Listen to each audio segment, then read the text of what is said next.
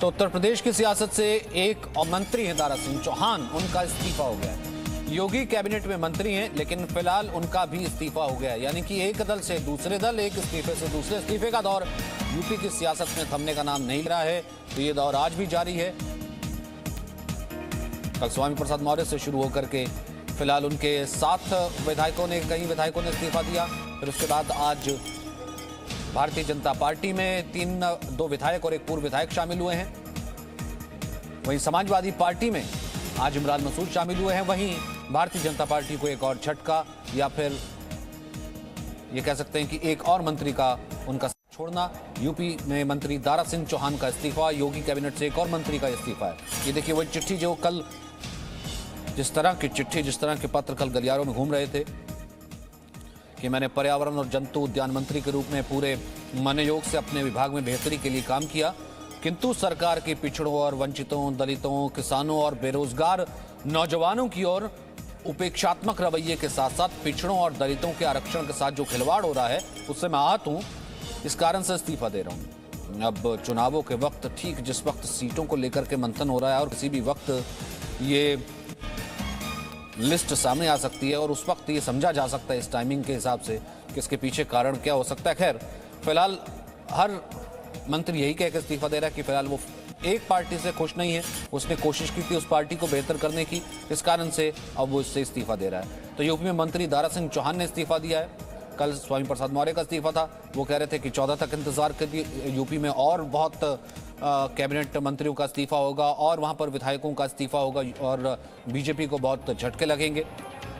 वहीं बीजेपी के लिए वो पहले कैबिनेट मंत्री भी रह चुके हैं, लेकिन फिलहाल अब समाजवादी पार्टी में शामिल होने की उनके कयास। वहीं ऐसे में यूपी के एक और भारतीय जनता पार्टी के यूपी कैबिनेट में एक वरिष्ठ मंत्री हैं दारा सिंह चौहान, जिनका इस्तीफा फिलहाल ये कह रहे हैं कि समाजवादी पार्टी में शामिल हो सकते हैं। तो दारा सिंह चौहान भी समाजवादी पार्टी में शामिल हो सकते हैं।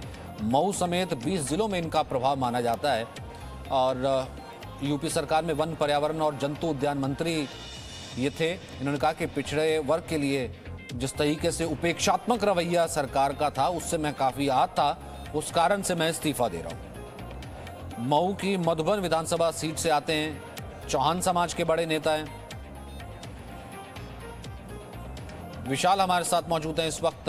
विशाल, ये नाम चल रहा था कहीं ना कहीं गलियारों में या फिर एक सरप्राइज आया है, दारा सिंह चौहान? देखिए सचिन, स्वामी प्रसाद मौर्य के बाद दारा सिंह चौहान ने योगी मंत्रिमंडल से इस्तीफा दे दिया है। ओबीसी समाज के ये बड़े नेता हैं और ये भी 2017 में उसी समय बीजेपी में शामिल हुए थे जब स्वामी प्रसाद मौर्य शामिल हुए थे। 5 साल योगी सरकार मंत्रिमंडल में रहे, मंत्री रहे और अब दारा सिंह चौहान ने इस्तीफा दे दिया है। हमारे सूत्र ये बता रहे हैं कि दारा सिंह चौहान इस समय अखिलेश यादव से मुलाकात कर रहे हैं और जल्द वो भी समाजवादी पार्टी शामिल हो सकते हैं। और इसके साथ ही साथ क्योंकि वो मऊ जिले से आते हैं, फिलहाल मधुबन सीट से वो विधायक हैं और दारा सिंह चौहान पिछड़े समाज से आते हैं, ओबीसी समाज से आते हैं। स्वामी प्रसाद मौर्य के साथ साथ इनके नाम की भी चर्चा चल रही थी और अब आज दारा सिंह चौहान ने राज्यपाल को अपना इस्तीफा भेज दिया है। उन्होंने दलित और पिछड़ों पर भेदभाव का आरोप लगाते हुए यह इस्तीफा दिया है।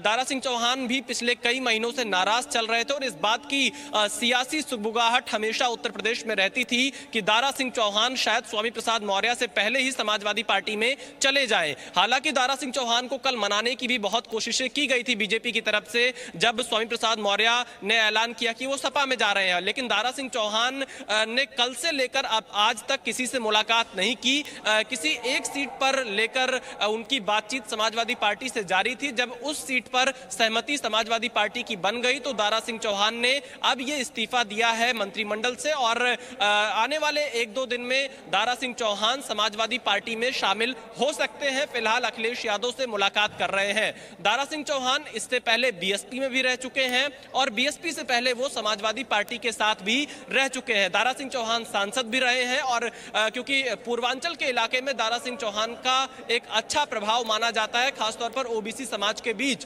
तो जो ये पूरा बेल्ट है, मऊ, आजमगढ़, गाजीपुर, बलिया, अंबेडकर नगर, इस पूरे बेल्ट में दारा सिंह चौहान का एक असर माना जाता है और अब वो मंत्रिमंडल से इस्तीफा दे चुके हैं। हालांकि अभी उनका अगला कदम क्या होगा, आधिकारिक तौर पर दारा सिंह चौहान ने इस पर कुछ भी नहीं बोला है, लेकिन जी न्यूज को जो सूत्रों ने जानकारी दी है, इस वक्त दारा सिंह चौहान अखिलेश यादव से मुलाकात कर रहे हैं और कहा यह जा रहा है कि आने वाले 1-2 दिनों में दारा सिंह चौहान भी स्वामी प्रसाद मौर्य के साथ समाजवादी पार्टी में शामिल हो सकते हैं। यानी बैक टू बैक 2 दिन में 2 मंत्रियों का इस्तीफा बीजेपी के लिए एक चिंता की खबर जरूर हो सकती है। सचिन, इसके 2 पहलू हो सकते हैं। एक तो ये कि सच में क्या, जिसका आंकलन ये भी किया जा रहा था कि सच में क्या जो पिछड़ा वोट बैंक है, जिससे आते हैं यहाँ पिछड़ा वोट बैंक है, स्वामी प्रसाद मौर्य का भी जाना जाए, सच में ये जो है बिल्कुल चुनाव के करीब आते आते ये वोट बैंक बीजेपी से छिन रहा है।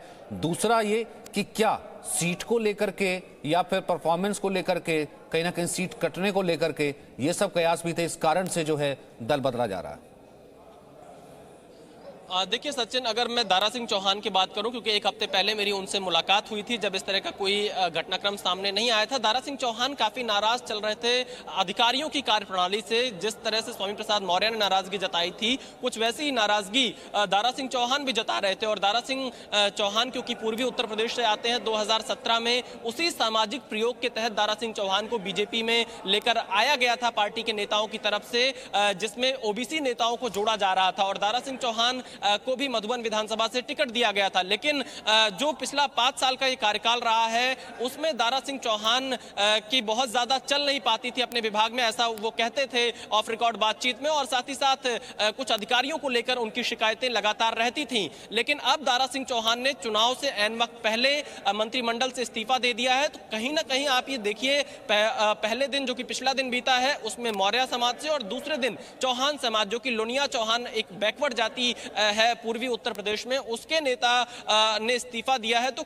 ये उत्तर प्रदेश में बीजेपी के लिए चिंताएं जरूर बढ़ा सकती है और अखिलेश यादव गैर यादव ओबीसी वोट बैंक पर पूरी तैयारी करते हुए इस वक्त नजर आ रहे हैं। और फिलहाल दारा सिंह चौहान ने मंत्रिमंडल से इस्तीफा दिया है।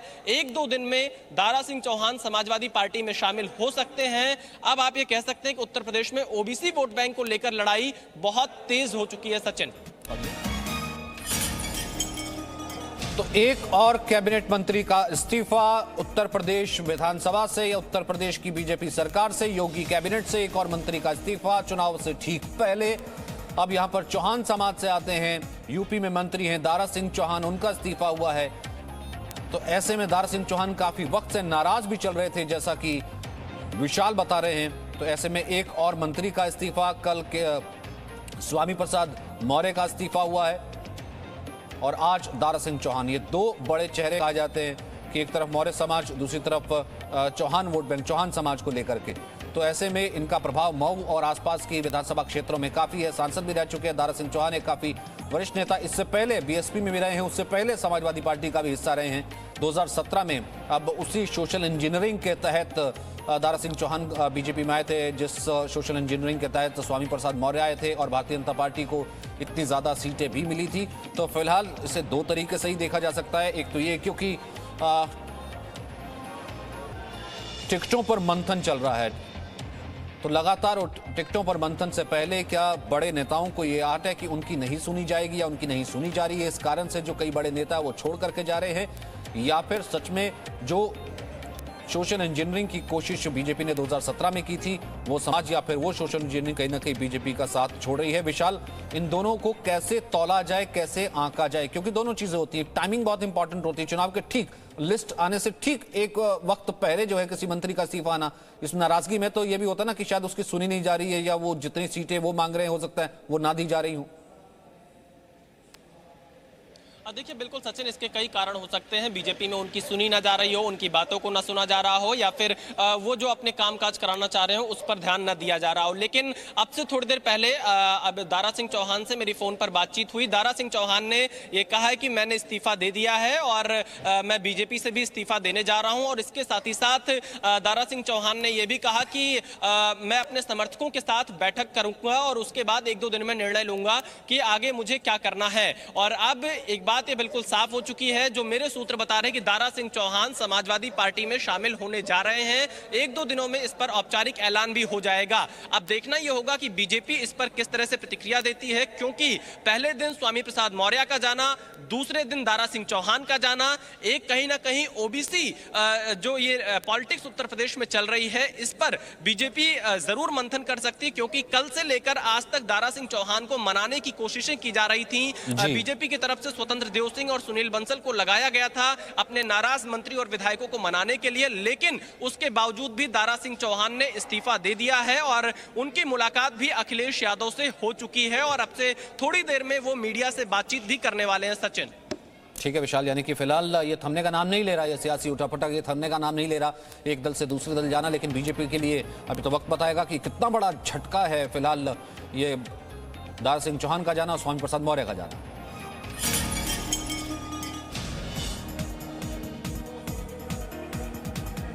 तो एक के बाद एक दो इस्तीफे हुए योगी कैबिनेट से। एक और मंत्री का इस्तीफा, कल एक मंत्री का इस्तीफा हुआ था और आज दूसरे मंत्री का इस्तीफा। और कहा जा रहा है कि दारा सिंह चौहान की मुलाकात हो चुकी है अखिलेश यादव से, समाजवादी पार्टी में वो शामिल हो सकते हैं और कुछ देर में इसकी कंफर्मेशन भी आ जाएगी। Presenting B News app, available on Google Play and App Store. Download it now.